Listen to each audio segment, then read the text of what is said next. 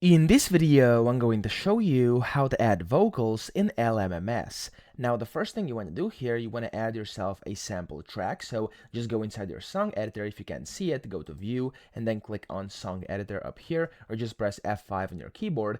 And then from here, you want to click on this button to actually add a sample track.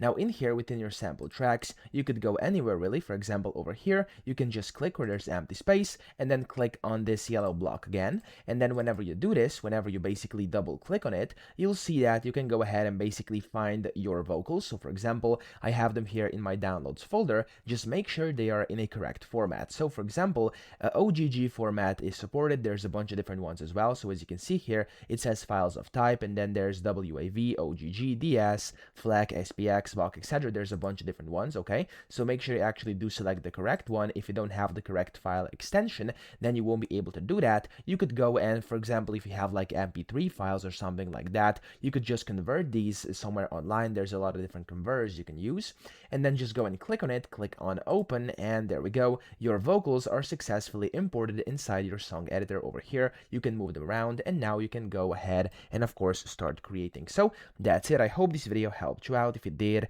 please subscribe to the channel and help me out as well.